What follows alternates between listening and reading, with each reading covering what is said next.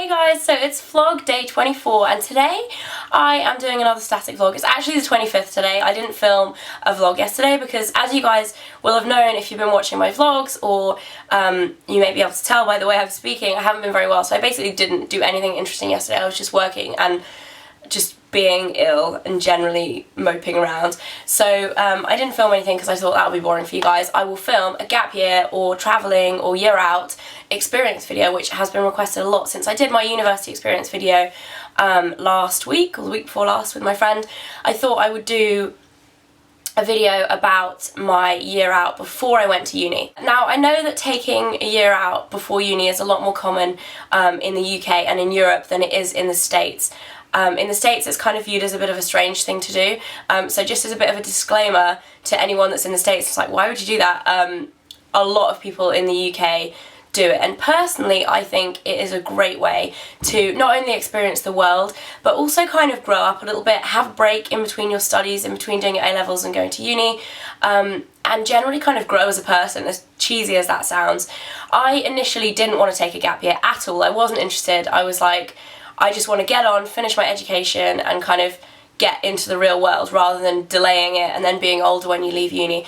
So I kind of understand that point of view.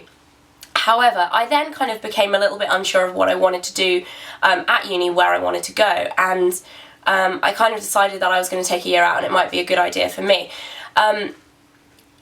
In terms of what I did during my gap year, I mean, a lot of people, there is the stereotypical, I know the video that's been around a lot on YouTube, gap year of like very kind of wealthy children being sent away for a whole year to like go all over the world. That's not what happened to me.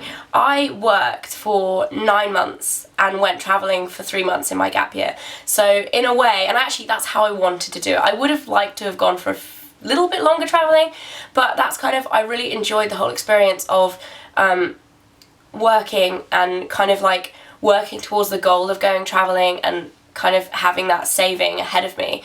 I think it was also a great kind of experience in terms of working as well. I was actually really lucky because I managed to get a job through my sister, who was working for an events company at the time, and they needed somebody to come in and do some temp work for them.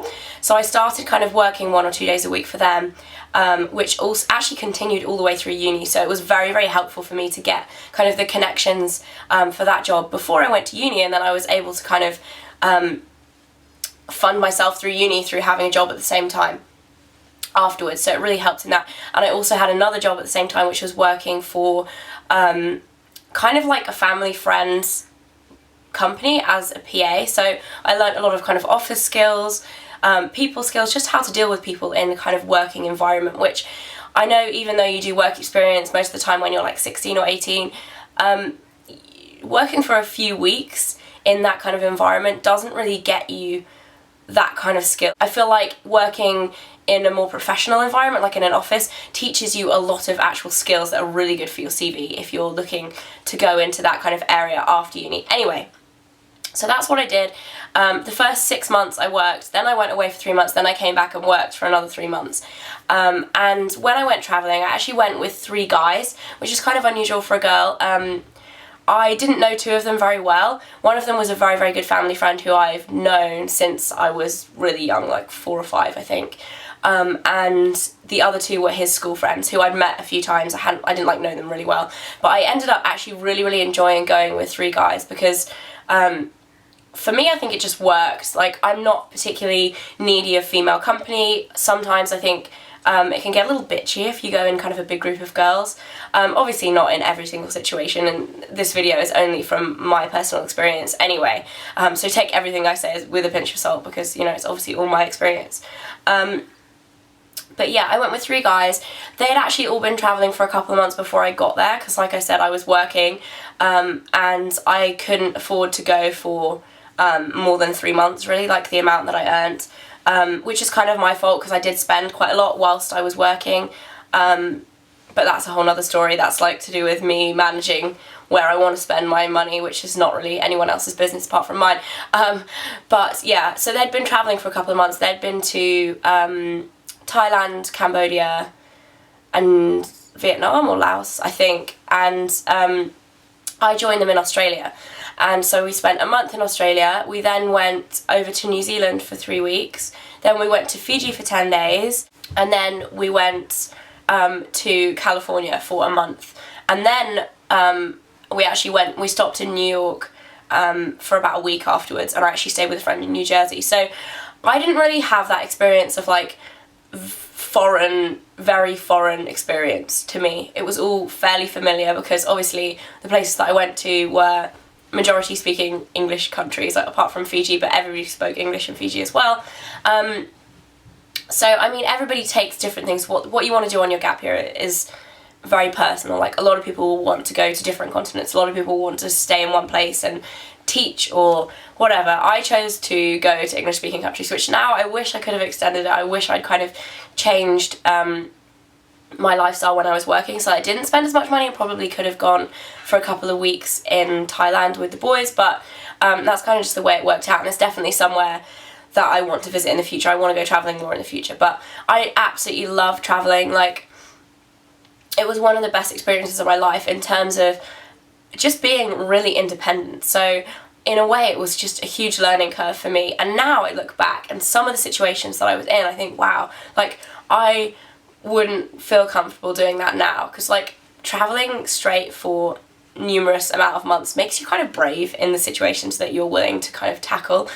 But it was an awesome amount of fun, and I would definitely recommend it to anyone, especially if you're not sure about what you want to do at uni, because it gives you that extra year of kind of, you get to reapply for unis if you didn't get into one that you thought you wanted to go to, or if you think you want to apply to somewhere new. It's a great way of kind of biding your time, but not in a wasteful way. Having said that, and I know a lot of people will probably have criticisms in terms of it's wasting a year, I honestly think it totally depends on what you do with that year. Because for me, I learnt so many skills both when I was working and like as a kind of character building experience when I was away. For me, it totally wasn't a wasted year. For some people, they might waste that year, but that's their decision at the end of the day. For anyone who's thinking about doing a gap year, I would really, really recommend doing it, and yeah, just have an awesome time, because far too quickly in life you kind of grow older and you kind of wonder where the years go, because the older you get, the faster time goes, and the older you get, the less able you are to actually just pick up sticks and go travelling. Like, when you're working, or when you have a family, when you're married, when you've got bills to pay, a house, you can't just leave for 6 months and go travelling unless you have a huge support network behind you. So I think my advice would be, take advantage of when you're able to do that, because it's such a fantastic experience, and travelling and seeing the world is such an important thing to do. For me especially, like, I think travelling plays a huge part in my life. I love travelling and kind of seeing new cultures and new landscapes, meeting new people. I just love it, and I couldn't kind of recommend it more, because I really, really enjoyed my time on my gap year. That is it. Let me know if you have any questions below. I'll try and answer as many as I can. I do get quite a lot of comments, so I can't kind of get back to everybody, but if you get in there early and ask me some questions, I'll definitely try and get back to as many as I can. Hopefully back to full-on vlogging form today, which I'm going to be filming, which will be vlog 25. As you can tell, I'm just struggling to shift this cold. It's really bugging me now, but it's hopefully on the way out, and I will see you all tomorrow. Bye, guys.